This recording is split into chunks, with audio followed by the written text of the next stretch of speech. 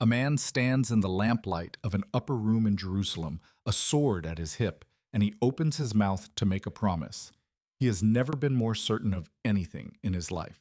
In a few hours, that same man will be crouched by a stranger's fire, swearing to a servant girl that he has never heard the name of the friend he just vowed to die for. These men were not cowards.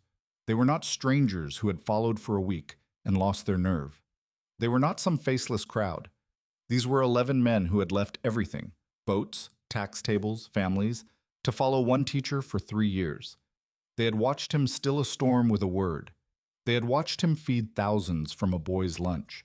They had heard him call the dead out of a tomb by name. And every one of them had just sworn, out loud, that they would die before they would leave him. And then, in an olive grove after midnight, under the flicker of torches, among ancient trees and a stone oil press, the bravest men in that entire movement dissolved in less than a few minutes. All of them. Not a few. Not most. Mark records it in 4 flat words. They all fled and left him. Here is the part almost nobody says out loud. They did not run from the soldiers. They did not run from the swords, or the ropes, or the dark. They ran from something none of them could bring themselves to name. The moment they realized the man they had bet their entire lives on was not going to fight back. It is the oldest fear there is. It is the fear a child feels the instant they see their own parent afraid. If the one who was supposed to save everyone will not even save himself, then there is no floor left under your feet. And tonight, we are going to walk through that night one step at a time. The meal, the vow, the garden, the kiss, the sword, the running, until we can finally name the fear that nobody in that garden would name. Let us start where the fear was born. At a table, with bread still on their lips. It begins not in the garden, but in a warm upstairs room. The bread has been broken. The cup has been passed. There is still the taste of the meal in their mouths. When Jesus says something that lands in the room like a stone dropped into still water. All of you, he tells them, will fall away this night. He does not soften it. He does not say some of you, or the weak ones among you. He says all. And then he quotes an old line from the prophet Zechariah, words written hundreds of years before any of them were born. In Mark chapter 14, verse 27, he tells them, "You will all fall away, for it is written, I will strike the shepherd, and the sheep will be scattered." Sit with what he is doing there. He is not guessing. He is not worried they might run. He is telling them in advance exactly what is going to happen, and he is telling them it was written down long before tonight. The shepherd struck. The sheep scattered. He has already read the ending. And one man in that room cannot accept it. Peter has spent 3 years as the one who speaks first. When the others hesitate, he answers. When the boat is sinking, he is the one who steps out onto the water. So of course it is Peter who pushes back. In Mark chapter 14, verse 29, he says it to the Lord's face. Even though they all fall away, I will not. Read that slowly, because it is the hinge of everything that follows. He does not just say, I will be brave. He says, I will be braver than all of them.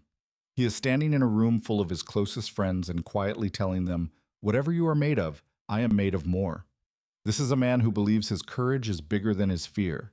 He has no idea that within hours he will discover the exact opposite. Jesus answers him with a specificity that must have been chilling. In verse 30 he says, "Truly I tell you, this very night, before the rooster crows twice, you will deny me 3 times. Not you might. Not there is a risk. This night. Before the rooster. Twice. 3 denials." He hands Peter the precise coordinates of his collapse, and Peter still does not believe him. Instead, Peter doubles down. In verse 31 he says, "Even if I must die with you, I will not deny you." And here's the detail Mark wants you to catch. He tells us the others said the same thing, and they all said the same. Every single one of them. The whole room, one after another, swearing the same oath. Luke gives us Peter's version in even stronger words. In Luke chapter 22, verse 33, Peter says, "Lord, I am ready to go with you both to prison and to death." And John records him going further still. In John chapter 13, verse 37, Peter asks, "Why can I not follow you now? I will lay down my life for you. I will lay down my life for you." Hold on to that sentence. In a matter of hours, the same man will not lay down his comfort at a fire for a servant girl. We have all been in that room. It is easy to make a bold promise when you are safe, warm, surrounded by friends. with a full stomach and no threat in sight. The bravest version of you always shows up when there is nothing to be brave against. It is a different man entirely who has to keep that promise at 3 in the morning, cold, alone, with soldiers in the courtyard and a rooster about to crow. So this is who Peter is as the night begins. A man with a sword on his hip and a vow on his lips, absolutely certain that his loyalty will hold. Remember him this way, because the whole weight of this story is in the distance between the man in this room and the man we will meet by that fire. For now, the meal is over. They sing a hymn, and they walk out into the dark, down toward a valley, and up the other side to a grove of olive trees. From the table, they cross the Kidron Valley in the dark. It is a short walk, but a heavy one. They go down into the valley and up the far slope of the Mount of Olives to a place called Gethsemane. The name itself tells you something. Gethsemane means oil press. It is a garden where olives are crushed under the weight of stone until everything inside them is forced out. Jesus has come, on the last night of his life, to a place named for crushing. He takes Peter, James, and John a little farther in with him, and something happens to him there that the Gospels do not try to hide. In Mark chapter 14, verse 33, it says he began to be deeply distressed and troubled. This is the man who slept through a storm.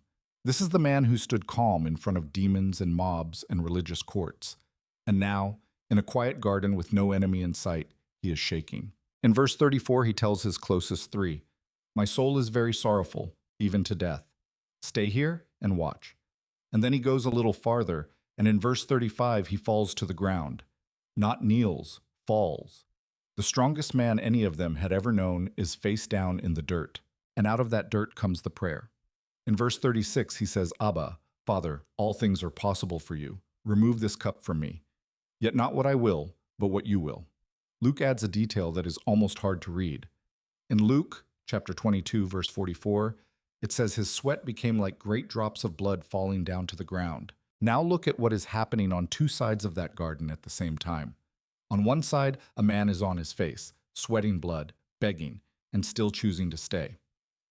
On the other side, a few steps away, his three closest friends are asleep.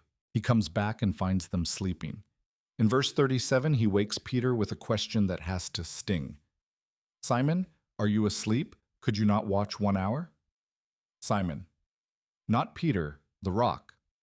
Simon, the old name, the name from before. The man who promised prison and death cannot stay awake for 60 minutes. Then Jesus says the line everyone thinks they know. In verse 38, "Watch and pray, that you may not enter into temptation. The spirit indeed is willing, but the flesh is weak." We have turned that sentence into a soft little excuse. We say it with a shrug. I meant to get up early.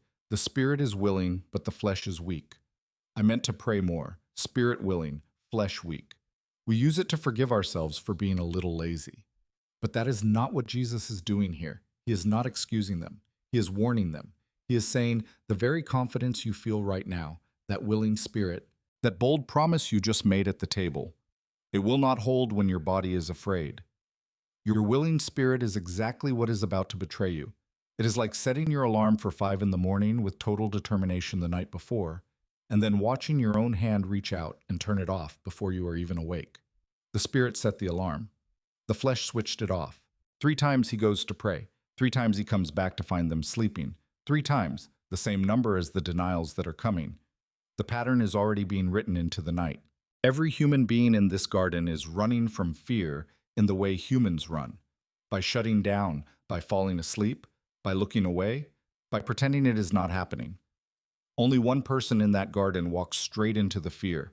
He feels all of it, the dread, the sorrow, the sweat like blood. And he does not get up and leave. He stays on the ground until he has said, "Not my will, but yours." Everyone else in that garden is trying to escape the cup. He is the only one who picks it up and drinks it. That is the difference the whole night turns on. When the worst thing arrived, they ran and he stayed. Let me pull the threads together before we move on. In the room, they swore they would die with him. In the garden, they could not stay awake for him. He told them their spirit was willing and their flesh was weak. And within the hour, that is exactly what the whole world would see. If this is helping you see that night in a way you have not seen it before, do one thing for me. Help this reach someone else who needs it. Subscribe, leave a comment, and share it with a friend who loves these stories. Because the quiet of that garden is about to break. Torches are moving up the hill, and then the torches appear between the trees. Judas comes first. He knows this place because Jesus came here often, and Judas has spent 3 years walking these paths with the rest of them. Behind him comes a crowd with lanterns and torches and weapons, temple guards, officials, men sent to make an arrest. And Judas has given them a signal, because in the dark, one bearded Galilean looks like another. In Mark, chapter 14, verse 44, the signal is chillingly simple. The one I will kiss is the man. Seize him. He walks up to the teacher he followed for 3 years, and in verse 45 he says, Rabbi, and kisses him. The most tender gesture in that whole culture, a greeting between a student and his master, turned into the mark of death. But watch what Jesus does, because it changes how you read everything that follows. In John's account, Jesus steps toward the mob and asks who they want. They say, Jesus of Nazareth. He answers, I am he. And in John chapter 18, verse 6, when he said this, they drew back and fell to the ground. An armed mob with soldiers and weapons, knocked flat by a sentence from an unarmed man. He is not trapped. He is letting this happen. And that is the exact moment the fear is born, because Peter does the brave thing. Peter, still sure his courage is bigger than his fear, reaches for the sword on his hip. In John chapter 18, verse 10, Simon Peter, having a sword, drew it and struck the high priest's servant and cut off his right ear. Understand what that tells you. Peter is not a coward. He is willing, right now, to start a fight against an armed crowd, outnumbered, in the dark. He is ready to die swinging. His problem tonight is not a lack of courage. His problem is that Jesus stops him. In verse 11, Jesus says, Put your sword into its sheath. Shall I not drink the cup that the Father has given me? And in Matthew, chapter 26, verse 52, he adds the line we all think we understand, all who take the sword will perish by the sword. We treat that line like a general proverb about violence. But look who he is saying it to. He is not scolding an enemy. He is stopping the one man who tried to save him. He is telling Peter, you are not failing me by being a coward. You are failing to see that this is not a battle to win. You are fighting the wrong war, against the very thing I was sent to do, put the sword away. And in that instant, the thing they could not name became undeniable. He would not fight. He would not let them fight for him. The one they bet everything on had just laid down the only weapon in the garden. And Mark tells us what happened next in 5 devastating words. In verse 50, they all left him and fled. There is one more image Mark leaves us with, and it is the strangest detail in the whole scene. In verses 51 and 52, he writes that a young man was following Jesus with nothing but a linen cloth wrapped around his body, and when they grabbed him, he left the linen cloth and ran away naked. We do not know who that young man was. Many have guessed it was Mark himself, quietly signing his own name into the story. An eyewitness admitting he was there and he ran too. Others think it was simply an unnamed follower. No text tells us for certain, and anyone who says they know is guessing. But whoever he was, that detail tells you how total the panic was. This is a man who would rather sprint away naked into the night than stay one more second. He left the last thing covering his body on the ground, because getting away mattered more than anything else in the world right then. That is what the fear did to them. It stripped them bare and scattered them into the dark. And this is not a legend that dissolves when you look closely. Outside the Bible, the Roman historian Tacitus, writing in his annals decades later, records that this same Jesus was executed under Pontius Pilate during the reign of Tiberius. The night in that garden was not a story someone made up. It ended in a real death, under a governor whose name is carved into secular history. The running was real because the danger was real. But one of them does not run all the way. One man does not run all the way. He follows, at a distance. Peter cannot make himself abandon the man completely. So he trails the arrest party back into the city, hanging back in the shadows, close enough to see, far enough to deny. In Mark chapter 14, verse 54, it says Peter had followed him at a distance, right into the courtyard of the high priest, and he was sitting with the guards, warming himself at the fire. Stop on that fire for a moment, because Mark wants you to see it. It is a cold night. The men gathered around those coals are the servants and soldiers of the people who just arrested his friend. And Peter, to stay warm, to look like he belongs, sits down among them and holds out his hands to their fire. He is warming himself at the enemy's fire. It is one of the loneliest images in the whole Bible. A man so afraid of being known that he sits down in the camp of the people hunting the one he loves and pretends to be one of them. And that is when the questions start. A servant girl looks at him, not a soldier, not an official. A servant girl, one of the lowest ranked people in that courtyard. In verse 67, she looks at him and says, "You also were with the Nazarene Jesus." And the man who swore he would go to prison and death, the man who drew a sword against an armed mob an hour ago, freezes in front of a servant girl and denies it. Then someone else says it. He denies it again. And the third time the accusation comes because of his accent, because a Galilean could be heard the moment he opened his mouth. And here Peter does something that should stop your heart. In verse 71, he began to curse and to swear, saying, "I do not know this man of whom you speak. I do not know this man." The same mouth that said, "I will lay down my life for you," now says, "I do not know him." And he does not just say it, he swears it. He calls down curses on himself to prove he is telling the truth. He would rather damn himself in that moment than be connected to Jesus. Now understand who this is, because it matters. This is not Judas. This is not a man who sold his teacher for silver and walked away into the dark. This is not a cold, indifferent man who never cared. This is the man who loved Jesus most loudly, who wanted it most, who promised it hardest. The deepest fall in that courtyard belonged to the one who meant his vow the most. It was not the least loyal disciple who broke worst. It was the most loyal one. That is what fear does. It does not hunt the people who care the least. It comes for the ones who swore they would never break. And then the rooster. In the middle of his third denial, a rooster crows. And something in Peter's memory cracks open. But Luke gives us the detail that turns this from a mistake into the worst moment of a man's life. In Luke chapter 22, verse 61, the Lord turned and looked at Peter. He looked at him. Somewhere in that courtyard, being led between his accusers, bound, beaten, in the middle of his own trial, Jesus turned his head and found Peter's eyes across the crowd, right at the instant of the third denial. The text does not tell us what was on Jesus' face. It does not need to.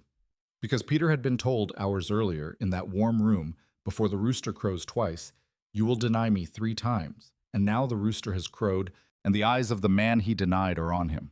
In verse 72, the rooster crowed a second time. And Peter remembered. And Mark says he broke down and wept. Picture the distance he has fallen in a single night. A few hours ago, he was standing in lamplight with a sword on his hip, telling a room full of men that he was braver than all of them, that even if everyone else fell away, he never would. Now he is stumbling out of a courtyard into the dark, weeping, a man who just cursed his own soul to avoid being linked to his best friend, undone completely by a servant girl and a bird. This is the man who was so sure his courage was bigger than his fear. And he has just learned, in the cruelest possible way, that his fear was bigger than every promise he ever made. Every vow he swore in that room, he is now broken by a fire that belonged to the enemy. The sword did not save him. The bold words did not save him. When the moment finally came, Simon discovered that he could not, on his own strength, be the rock he named himself after. He walks out into the night, and as far as that night is concerned, this is where Peter's story ends. A broken man, in the dark, who failed at the one thing he swore he would never fail. But that is not where his story ends. But the fire in that courtyard is not the last fire in Peter's story. Turn the page past the cross, past the empty tomb, to a morning on the shore of a lake. The risen Jesus is standing on the beach, and he has made breakfast. And John, who notices everything, records one small detail that would have hit Peter like a wave. There is a charcoal fire burning on the sand, the same kind of fire Peter stood beside when he denied. There are only 2 charcoal fires in the whole Gospel of John. One is where Peter said, "I do not know him." The other is where Jesus is about to give him back everything he threw away. 3 times Peter denied him. So 3 times Jesus asks him one question. In John chapter 21, verse 15, "Simon, son of John, do you love me?" And again, and a third time.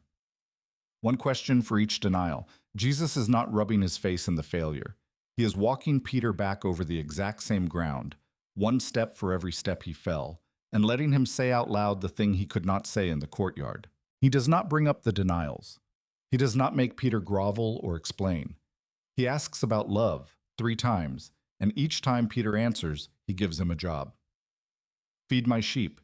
He takes the man who ran and hands him back the whole flock. This is the Jesus who does not wait at the finish line for you to crawl back on your own. This is the Jesus who walks down to the shore, builds a fire, cooks a meal, and comes looking for the one who ran. He does not find Peter to shame him. He finds Peter to bring him home. And then in verse 18, Jesus tells him how his life will really end. When you are old, you will stretch out your hands, and someone else will carry you where you do not want to go. He is telling Peter that one day he really will lay down his life, the very thing Peter swore in that upper room and could not do that night. The vow Peter broke by the enemy's fire, Jesus promises he will one day keep. And according to the tradition of the early church, preserved in the writings of Clement of Rome and the historian Eusebius, that is exactly what happened. Years later, in the city of Rome, Peter was put to death for the name he once cursed to save his own skin. We hold that as tradition, not as scripture. But the man who ran from a servant girl in a garden became a man who would not run from an emperor. So what do we carry out of that garden? First, the running was not an accident. Jesus said it would happen before it happened. He struck the shepherd himself. He laid down the sword himself. He walked into the cup alone because he was the only one who could drink it, and he knew that meant everyone else would scatter. Their failure did not surprise him. He had already decided to save them anyway. Second, the fear that makes you run does not write you out of the story. Every one of those men fled. Peter cursed his own soul to get away, and not one of them was thrown away for it. The distance you run in your worst moment is never farther than he is willing to come looking. He rebuilt the ones who abandoned him into the ones who carried his name to the ends of the earth. And third, the deepest one, your vow will not save you, and that is not the end of you. Peter learned that his courage was not big enough. His promise was not strong enough. His love was not steady enough. Everything he trusted in himself failed by that fire. But the man who fell the hardest in that garden became the man who, in the end, stopped running altogether. Your chapter of running is not your final chapter. The one who denied him 3 times fed his sheep, led his church, and died refusing to deny him again. If that could be true of Peter, it can be true of you. We have walked the whole night together. The table, the vow, the garden, the kiss, the sword, the running, the fire, and the beach where a man was made whole again. If this walk through that night meant something to you, do one last thing. Share it with someone who needs to hear that their running is not the end. Subscribe so we can keep walking through these stories together. So I'm bofi shit. Because the fear nobody in that garden would name has a name after all. It is the fear that he has stopped fighting for you. And the beach tells you the truth. He never did. He was fighting for you the whole time. He still is.